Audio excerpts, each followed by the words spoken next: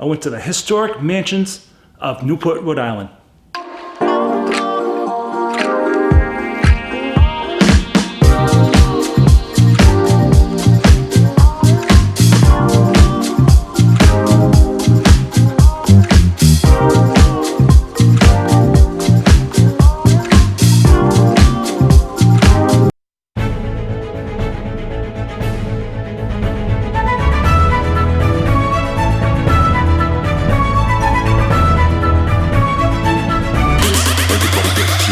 In the air. Hello everybody, it's Mike, the Baldadonis. Boom!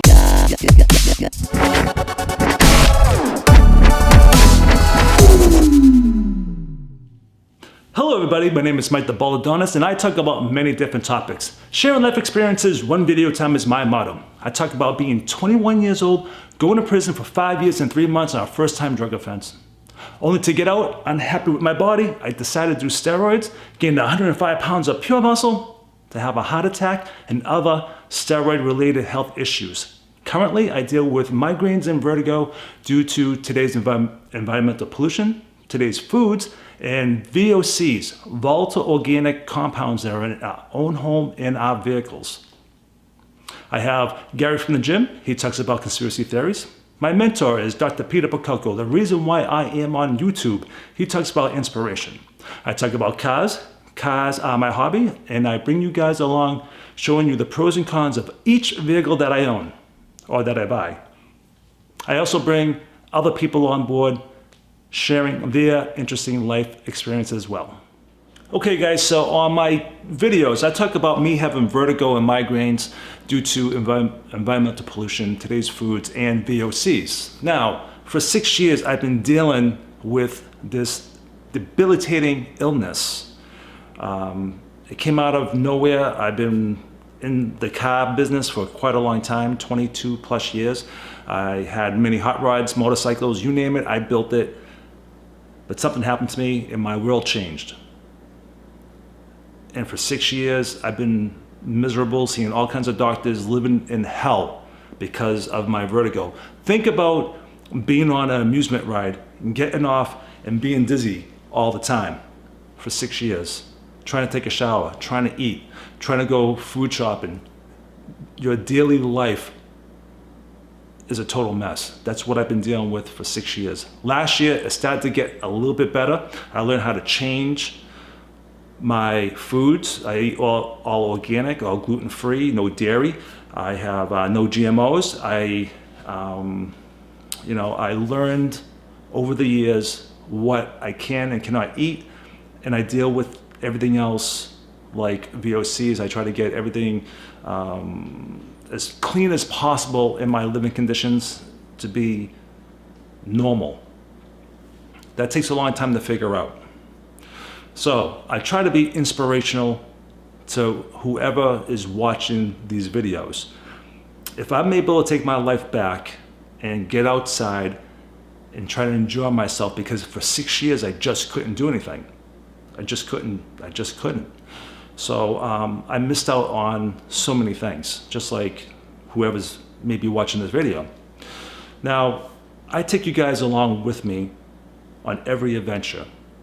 I try to make somewhat of a decent video. I'm not that great, but as some of my subscribers been with me for a while, you can see I've been, progressing, getting a little bit better, and my quality of my videos are getting better than they were last year. So I'm glad that I can keep bringing up my video, whatever you want to call it, my editing skills to the next level. So I enjoy this. It keeps my mind active. Now, when I was having these vertigo issues, seeing a doctor, I was desperate. I would take medication.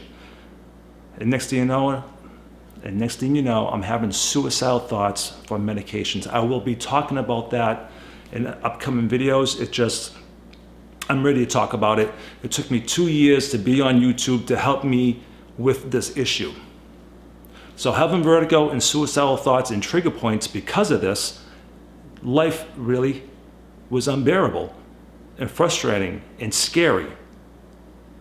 and annoying, and having people around you that didn't understand and didn't care, or, but a lot of people do care. And that's the main thing about my channel, is I'm trying to bring you guys along, and I'm trying to be a support group, a one-man support group for you.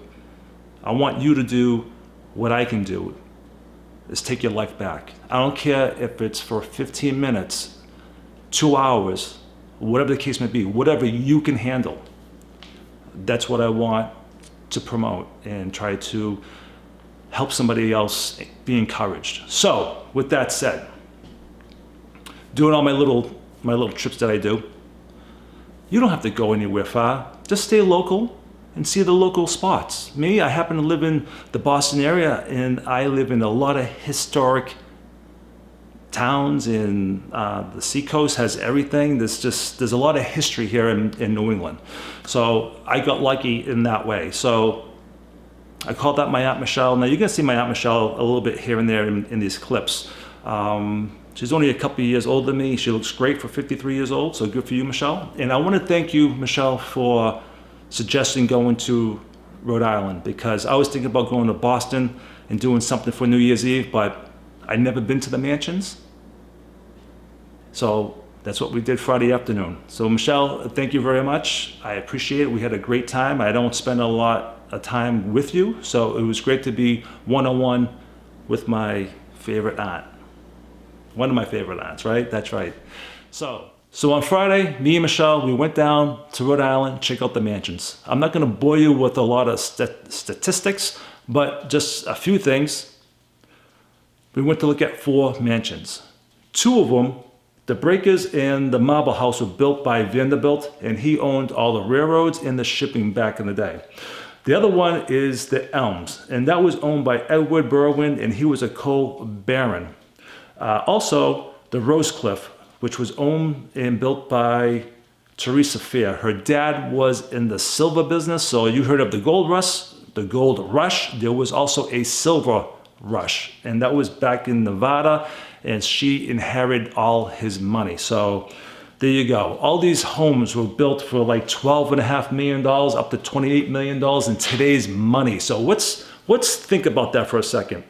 What did people look like in 1800? In the late 1800s, the early 1900s? Women with their big hats, their nice dresses, and they wore that all the time. Imagine that in the summertime, how hot and sweaty they were. And the men with their silly little bathing suits that looked like I don't know, they were just awful. So let's just remember what life was like back in the late 1800s. The automobiles were just about to be made. 1903 was when Ford actually came out with their first car. At least that's when he started his business anyways. But the railroad, horse and buggy, it took 4 years on average to build these homes, these summer cottages. That took a lot of time. That was a lot of horse and carriage, bringing people back and forth. That took hours. Not like today when you get in your car or on the bus or on another commuter rail. Things were totally different back then. Think about the neighborhood you live in right now. That probably wasn't even built back then, right? So life was so different back then, and you had the wealthiest of rich people building these houses. Now, when you go and check these houses out, they are very elaborate. So when you watch the video, please, at any time, just pause and check out all the fine details these craftsmen put into these houses. It's just breathtaking. It really is. The only house that I really didn't like, and I'll be honest with you, it was the Rosebush Mansion.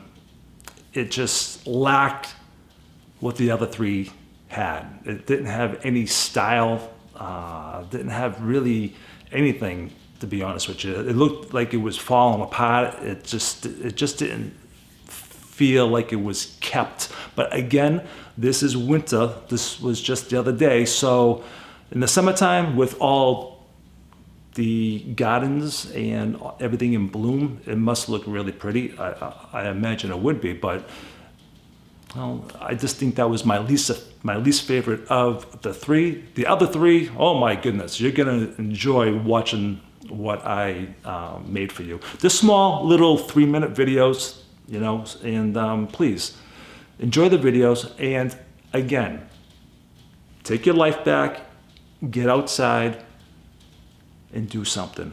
Get out of the house. So I want to thank my Aunt Michelle for taking me. Until the next video, everybody. Baldadonis out.